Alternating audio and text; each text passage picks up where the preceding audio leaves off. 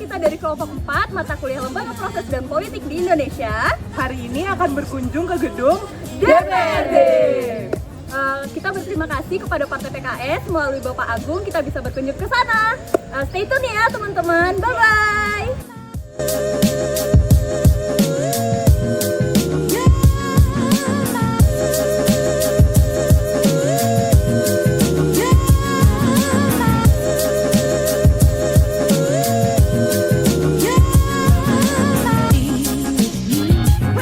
Saat ini kita sudah berada di ruang rapat menunggu Bapak Agung sama teman-teman nih sambil menikmati makanan yang sudah disediakan. Kita menunggu Pak Agung. Jadi begini Pak, maksud kami menemui Bapak juga sebenarnya awalnya kami mau bertanya kira-kira ada kegiatan dari Partai PKS yang untuk mempersiapkan pemilu atau tidak gitu, karena kebetulan tugas ujian kita adalah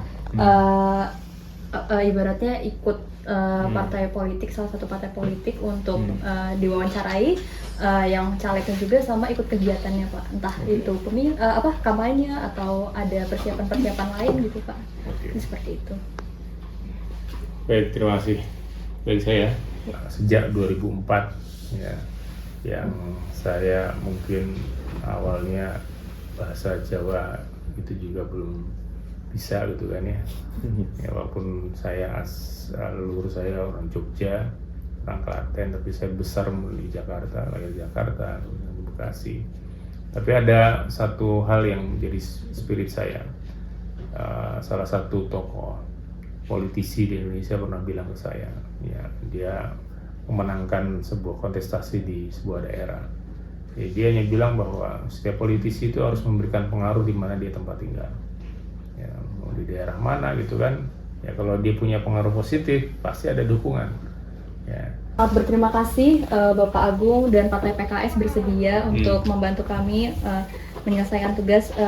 Juga kami ingin mendapatkan informasi lebih nih Pak dari Partai PKS seperti apa sih dalam mempersiapkan pemilu 2024 gitu. Ya, persiapan pemilu kan tidak lepas dari tahapan-tahapan ya. Tahapan-tahapan pemilu nanti bisa di googling ya. Tahapannya sekarang ini baru tahap pendaftaran, belum sampai taraf kampanye. Ya memang belum waktunya kampanye, tetapi ya konteksnya berinteraksi, sosialisasi, orang bisa tahu, itu wajar dilakukan. Saya ada beberapa event saya bisa besok ya berinteraksi. Ya bukan kampanye, ya orang bisa tahu lah gagasannya, karena besok ada yang sifatnya official ya. Saya artinya agenda dewan, tapi ada juga yang memang agenda partai atau agenda pribadi. Lalu Pak, saya izin bertanya, dalam mengusung calon kayak calon presiden maupun calon legislatif dari Partai PKS itu, nilai yang diutamakan oleh Partai PKS untuk mengusung calon tersebut apa ya Pak? Ya, pasti pertama punya sama visi ya. Siapapun kandidat, entah itu presiden, kemudian nanti gubernur, entah nanti bupati, wali kota, termasuk anggota-anggota ini harus sama visi. Mau kemana ya? Tentu dalam bingkai NKRI ya. Kita dalam satu sistem hukum nasional yang sudah disepakati, negara kita berdasarkan Pancasila, Undang-Undang Dasar 45 dan seterusnya ya, NKRI. Nah, tetapi setiap partai punya strategi ya, punya campaign, punya janji politik apa yang untuk mencapai itu ya. Pastinya semuanya pengennya sama, tapi ada banyak jalan, cara, ya, gagasan, kebijakan apa yang bisa dilakukan ya oleh setiap partai untuk upaya mencapai itu ya, untuk bisa masyarakat sejahtera, terus berkeadilan secara hukum itu juga. Kalau dari PKS sendiri ada nggak ya Pak rencana khusus untuk ini kan pemilu 2024 ini kan nanti akan didominasi banyak pemilih muda ya Pak ya. Kira-kira dari PKS ini mungkin strateginya seperti apa gitu Pak untuk menyasar pemilih muda mungkin Pak? Ya kami sadar ya ada hal-hal tertentu. Salah satu kebijakan kita adalah ada diskresi ya. Kami itu 10% harus ada yang millennials. Ya kalau saya ini berusaha millennials ya. Pernah anggota Dewan Termuda saat itu, ya, tapi ya saya sadar nggak termuda lagi sekarang. Ya cuma berusaha untuk bisa bareng-bareng sama anak muda. Ada quote di sini saya, nanti bisa dibuka. Saya buka ya. Jadi ada quote yang saya sampaikan di sini. Anak muda itu sering dibicarakan, tapi jarang diperjuangkan. Betul nggak? Betul. Ya, sering diomongin. Ya. Nah ini saya lebih tepat ini. Langsung pertama. Suara anak muda selalu dibutuhkan, namun tidak pernah diperjuangkan. Ya. Langsung Betul di ya? halaman pertama ya, Pak Halaman ya? pertama. Langsung ya. Jadi bicara anak muda kayak gini. Nah itulah kemudian saya kemarin itu berusaha pakai model campaign yang agak beda.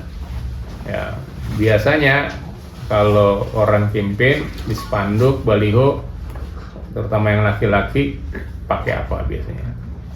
Bajunya jas, betul? Kemudian pakai pecis, betul nggak? Ya, hampir semua sama. Saya agak beda, ya saya tidak pakai jas, tidak pakai peci, saya pakai kaos dan saya memegang duret. Semua nanya lagi Pak, visi misi Partai PKS dan target Partai PKS di pemilu 2024 apa Pak? Ya kalau target semua pasti pengen juara, nggak ada orang pengen udahlah nanti saya nomor terakhir aja, nggak ada, semuanya pengen juara.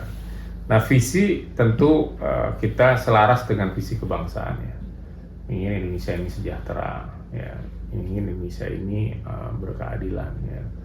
Nah kita yang pengen menegaskan ya memang kita pengen menjadi pelopornya ya, jadi bukan follower, kita memang jadi inisiator dalam banyak hal keberpihakan itu, bahwa memang kami punya asas Islam, maka kemudian asas Islam seperti apa? Islam rahmatan lil alamin, jadi imam semua, dan itu dipraktekkan betul. Kalau kita punya hampir 1.200 anggota dewan, sekitar puluhan itu ada anggota dewan yang Nasrani di daerah Papua ya, di daerah NTT ya, karena memang di sana mayoritas adalah sahabat-sahabat kita, saudara-saudara dari Nasrani, atau Katolik atau Protestan. Itu ruang itu dibuka gitu loh. Jadi kita sadar ini bukan negara agama, ini negara Pancasila, tapi juga bukan negara sekuler ya, yang tidak mengakui itu. Dan saya pikir ini menjadi penting, identitas ini sekaligus bisa bekerja. Bapak ini sering sekali kan interaksi dengan masyarakat, ada di YouTube, ada di TikTok, di Instagram. Interaksi seperti itu kan pasti tidak terlepas dari hoax gitu kan Pak. Bagaimana cara mungkin dari Bapak sendiri menanggulangi hoax dalam era kampanye digital saat ini begitu? Ya, hoax itu kan adalah sampah ya, yang kemudian dibuat untuk kemudian mengaburkan informasi atau pola komunikasi. Ya sebenarnya sederhana, kalau kita meningkatkan kualitas literasi kita, bacaan kita, baca itu jangan cukup judul, betul ya?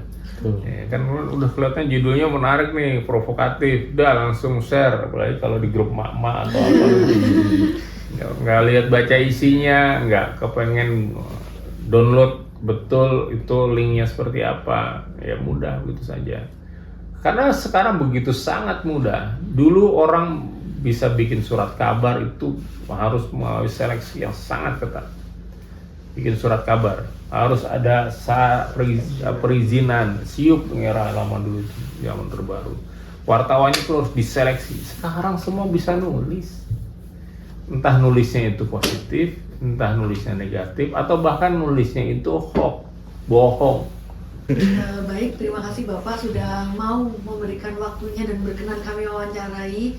Wawancara ini sangat membantu sekali untuk tugas UAS kami. Semoga apa yang kami dapatkan hari ini bisa bermanfaat, dan Bapak juga semoga bisa sehat selalu karena membantu kami. Saya selalu Bapak. Itu saja mungkin dari kami. Kalau ada kurang lebihnya kami mohon maaf. Terima kasih Bapak. Ya. Assalamualaikum warahmatullahi wabarakatuh. Assalamualaikum warahmatullahi wabarakatuh.